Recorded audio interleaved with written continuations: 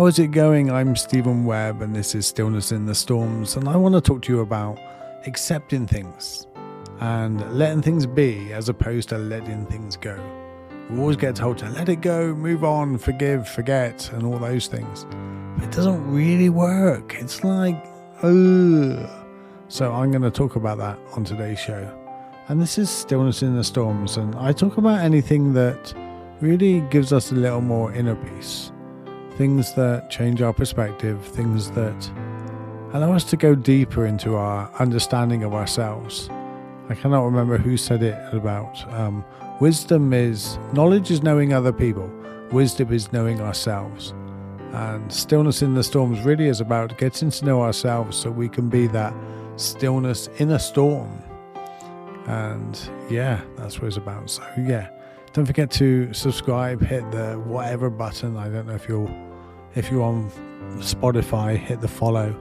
If you're on iTunes, I don't know because I haven't got an iPhone. So whatever platform you're on, don't forget to do it. And I do recommend one platform, Good Pods. That's awesome because you can follow me on there and you can find out what podcast I listen to, what helps me, what do I wake up in the morning to, things like that. So yeah. Anyway, let's get on with today's show. We're talking about accepting things, and we've got a president in America refusing to accept reality. And what does that do? When you refuse to accept reality, it gives you suffering, right? It's painful, when you lose, it's painful. And then you got to suck it up and do something about it. And then you got to go, okay, fair enough, I lost. And there might be the odd ballot there and here and there. And there's always, when you cast 160 million ballots, there's going to be a few out of sync. Fair enough. We're humans. But there isn't going to be 6 million. He's lost. Suck it up. And I don't want to make this political on this podcast, this particular one. I do talk about politics sometimes, but not on this one. I want to talk about the difference between accepting things and trying to let things go. And letting things go really is, to me, whenever we try to let things go, it's like an action that we got to try to do. We're pushing something away. And it's not easy to do. It really isn't easy to do. So I can remember when I was 40 and I hit my rock bottom. It was a few months after my 40th birthday. And one morning I texted the girl I was seeing at the time and I said, "You don't always reply to me like you used to." And I got the message back saying, "Well, I don't know what I want." Well, I've been dumped enough times in my life to know exactly what that was. That was a dumping. I'd opened the door and boom. By the end of that day, it was over. She's left. She walked out crying. She picked up her things and I was crying and I sent her it wasn't a Dear John letter. It's not, is it? A Dear John letter is like, I'm finishing with you. What do you call the letter that you give to that person that you just tell them how much your heart's breaking and they're your world and everything is like, yeah, I was about to not let something go. I was going to grab hold with everything, even if I suffered. Well, that was the beginning of my rock bottom. Wasn't quite at the rock bottom, but 2 or 3 weeks later it was. But yeah, for a few days I felt nothing. For a few days I was really numb, and then when I come back out of it, I was angry. I didn't want to let things go. I was thinking about her and doing all these other things that I wanted to do with her. You do, like when you're not with that person and you're thinking, that they're so living the life with somebody else that I want to live the life with them. So that was all in my mind. I couldn't sleep. My brain was going overtime. And people would say to me, "Oh, there's plenty more fish in the sea." You can't even say that without thinking about internet dating now, can you? Plenty more fish in the sea. Anyway, going back, I might tell you at the end of this about an encounter I had on Plenty of Fish. Anyway, going back to this. People kept saying there's other people, more pebbles on the beach, there's other people, you just got to let it go. Well, it isn't easy to let it go. It really isn't. You have to accept it before you let it go. And everybody always thinks about their forgiveness. Not just forgive them and let it go. It just doesn't work like that. How do you get your mind to stop thinking about something that you're trying to stop your mind thinking about? It's like me saying to you, right, think of a pink elephant flying. And now I tell you, don't think of a pink elephant flying. And I remind you in 5 minutes' time, oh, don't think of the pink elephant flying. Well, you've got to bring it to mind to let it go. So it doesn't work like that.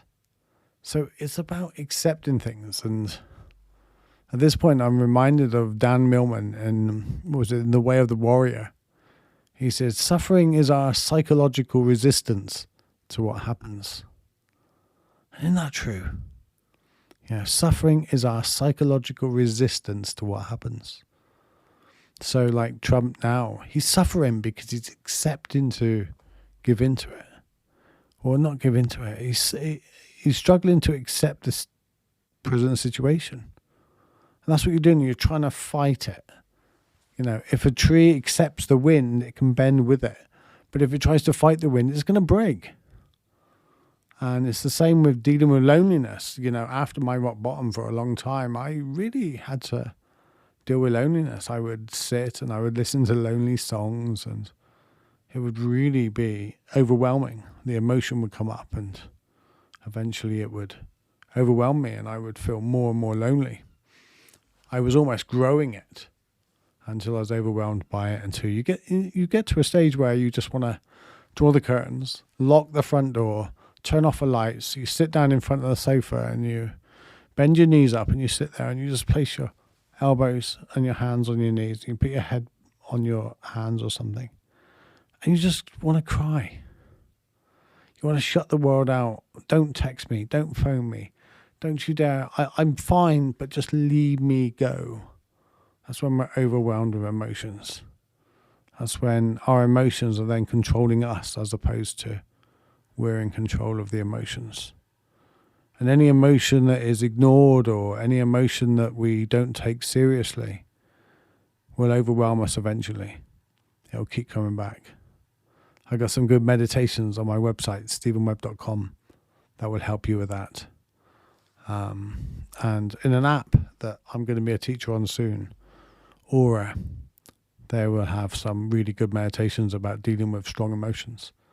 Not quite on there yet, but you can go to my website and there'll be a link to it and you'll get an extra special offer. But anyway, going back to accepting things, it reminds me also of the serenity prayer. God grant me the serenity to accept the things I cannot change, and the courage to change the things I can, and the wisdom to know the difference. And whenever I'm reminded of that, whenever I say it, read it, or someone says it to me, it means something different the older I get, the wiser I get. Well, I'm not sure if I'm wise, but certainly the older I get, the more it has a deeper meaning, or the more I understand it, I think. Or is it the more that it may be because I'm understanding what I can and cannot change? When I was a teenager, the only people I knew I couldn't change was my parents, because they did my head in. They were wrong about everything. They disagreed with everything I did. I must have been a nightmare to them, but they disagree with everything I did. I literally couldn't get out of bed in the morning without them having a go at me. Okay, granted, I was lying in bed until 11 o'clock in the morning and they were shouting at me for 2 hours to get up, but hey, I was a teenager. I was tired. I didn't need breakfast. I was out of bed till questions what time in the morning. Get off my back. But yeah, I just wanted to change my parents. I wanted my parents to see the world the way I did, and it would have been much easier. I had so much resistance when I was a teenager. How about you? I bet you had the same thing, didn't you? Yeah, so much resistance when you were a teenager, I bet. We're trying to fight the world. We're trying to fight the weather, the world, and any people we like, our teachers. We've got the whole world against us. Any wonder teenagers find it hard. And when I was a teenager, I only had to compete with the kids in my class and my school and my estate. You got to compete with the whole world now. God, wouldn't want to be a teenager. But yeah, going back to the serenity prayer, and the older I get, the less I'm trying to be in control of the things around me, outside world. For a start, I spent, after I hit my rock bottom, I learned about meditation. I learned about things that would help me have less stress. And it didn't take long before I was trying to change 7 billion people to the way I was thinking.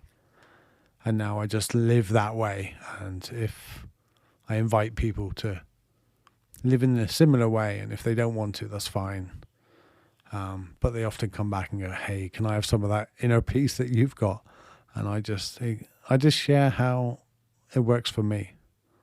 And been paralyzed like I am, and been bankrupt, been cheated on, I could list all the things. I'm sure you've had plenty of things happen to you as well. It's not a competition who's had the most things, but we learn what we can change, what we cannot. And the older we get, the less we try to change things. And if we focus on what we can control and just take the rest as it happens, just, hey, this is what's happening. It's like the weather. It's raining. I can either put on a coat or I can jump up and down and complain about the rain. Hey, it's cold. It's still cold whether you like it or not. Yeah, it's like me being paralyzed. I'm still paralyzed whether I accept it or not. Trump's lost the election whether he accepts it or not. And that's where all our pain is coming. You have to accept things before you can let them go. You cannot change this present moment. You cannot change a thought once it's arisen. You cannot even change your feelings. Take a breath and then try to change that breath. You can't. You can only influence the current breath. You can only influence the next thought, the next thing, the thing you're responding about. And when we start accepting these things, we suffer a lot less. And we move from, I cannot believe the glass is broken, to, oh, the glass is broken. Whichever way, whichever concept you want to do with it, whichever way you want to feel about it, the glass is still broken and it needs cleaning up. Brilliant. What a wonderful opportunity for growth. This is the worst day of my life. Cannot believe this is happening to me. Or, interesting test for my emotional wisdom. How can I be stoic on this day that's testing me? It's still a day that's testing you. It's still the worst day of your life, whether or not you deal with it or not. Someone answer the damn phone. I can't believe they're phoning when I'm on the toilet. The phone is ringing and I'm on the toilet. What Murphy's Law in it. That's what they call that. And that's the way things work, You can wait all day for the phone call, and the moment your mum gets on the phone, the doctor phones. At least we've got cool waiting now. Or you can wait all day near the phone and say, right, I won't go to the toilet, I'm bursting for a pee, and the minute you go to the toilet, the phone rings. Every time. It's guaranteed. So the answer is, if you want the phone to ring, go toilet. If you're waiting for the doctor to phone you, go toilet. And the doctor will phone. Just pretend to go toilet. Just go in there and hold the door slightly ajar. Yeah, I knew it. And you can run out and go, yes. Just a different perspective, just accepting things the way they are. And it makes a big difference. I got carers that barely any of them can make toast the way I like it. I had to get some good toast today, though. I give them the due. And of course, bread's different, because my bread that I had at the moment is a bit dry from the freezer. I don't know why. So, but yeah, it's, I have to accept certain things. They're not going to shower me the way I would shower myself, but I can guide them. They're not going to dress me the way I would dress. Sometimes I know my trousers on my head. No, it's not that bad, but it's not far off it, actually.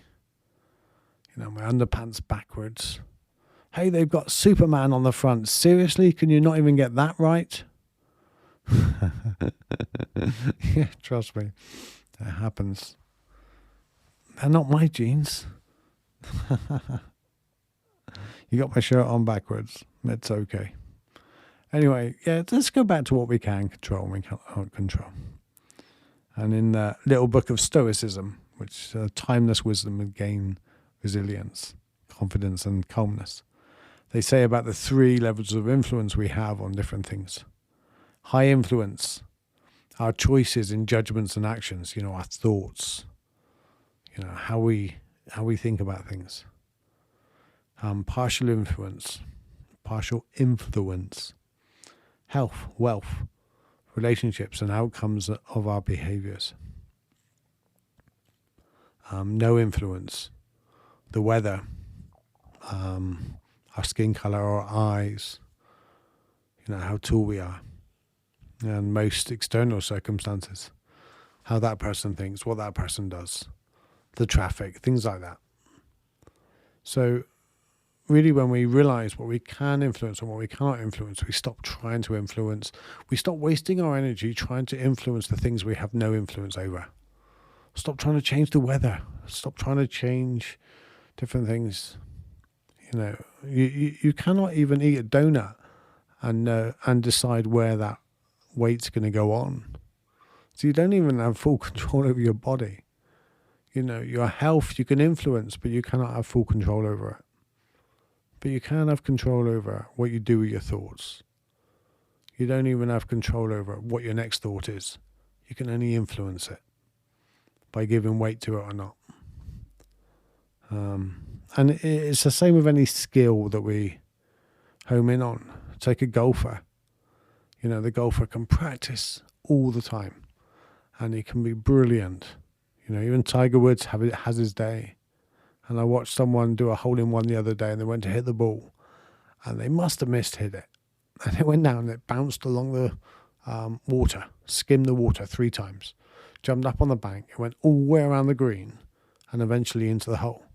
There's no chance in hell he would ever have planned that. Even a computer couldn't work that out. You practice. And then the moment you hit the ball, when the ball was left that club, you've got no influence. It's down to the weather. It's down to the thing. So preparation, you can influence it as much as you want. As soon as you throw it out there, what happens with it is not your business. We just either get the rewards from it or not. So accepting things the way they are, really, and knowing what we can control and change. I know this podcast has gone slightly off topic, away from the letting it go and let it be. But if we do accept the things we cannot change, we can really start taking control of the things we can change. I'll give you a little bit of hints and tips. We all want to think positive. We all want a more positive mindset. So first of all, you need to have some form of negative mindset for the simple fact that will keep you alive. If you and a group of friends go to a forest, camping out one night, and you've got Mr. Pessimist and Mr. Optimist, and 3 o'clock in the morning, and you're around the fire and you're playing guitars and roasting marshmallows and the romance, and you're cuddling into each other and all that. And you're all a bit tired, and then suddenly there's a roar in the background, or there's a big crash, say. And Mr. Pessimist says, "Shut up, everyone. Stop. Silent. Stop what you're doing. We need to know what this is." And Mr. Optimist goes, "Don't worry about it. It's just a tree. It's nothing to worry about." Well, Mr. Optimist might be right and you might live. But I'd rather take the chance. I'd rather not take the chance. I'd rather listen to Mr. Pessimist, the doubter, the negative mind, and check whether or not it's some kind of beast that's going to eat us. And that's why the negative mind over years has won out. It's kept us alive more often than not. The optimist will get us killed. So don't be down on your mind for being a little negative. You need a little negative. You need a little skepticism. But it has to be healthy and relative.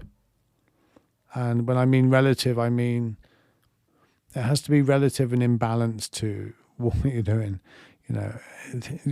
Sometimes been a little overcautious in this world. It's a little too much. And I think, you know what I mean, I don't need to come up with an example for that. Partly because I cannot think of one right now. In all the millions of examples, I cannot think of one. So I said I was going to give you a little help on negative and positive thinking. Well, look at thoughts as trains. So you're sitting down here and you're waiting for the next train in the station. Your mind is the station. Your subconscious mind is the station down the road. And you're waiting for the trains to come in. And when a train comes in, you can go, that's a positive, that's a negative, that's a happy, that's a miserable, that's a sad, that's a clever thought, whatever you want to name them. And you can choose to get on them or not. And something magic happens when you sit down and play that exercise for a couple of minutes every few hours a day. You start training your mind into what change you want to get onto. Now, I'm not going to tell you, say, get on the positive, happy trains. I don't know. You may want to think negative more than some other people, but you cannot change a negative thought into a positive. You cannot change a thought once it's there. Once the train's in the station, it's the train. You can't change it. Suffering is trying to change a train. What we do is we just allow and accept the train that arrives and go, I'm not going to get on that, or I am going to get on with that. And then eventually your subconscious mind will give you more trains of what you give more weight to, the ones you get on and give more emotion to. So if you really like a thought, give more emotion to it, enjoy it, revel in it, and vice versa. If you get a thought that you don't really want, allow it to just move on. Ask for another thought. Thank you for the thought, but can I have another one? And then just sit back and wait for it. That'll make it all the difference. So, this is Stillness in the Storms. I'm Steven Webb, your host, and hope you enjoyed it. And if you did, leave me a review. I really do want this podcast to be huge, and I want it to help as many people as possible. So if you can leave a review, that really helps. And if you can share it, that'd be amazing. And, just suffer less. Pain's inevitable. It's going to happen. But we can suffer a lot less by by not accepting our current situation. So leave a review. Thank you. Take care, guys. Namaste.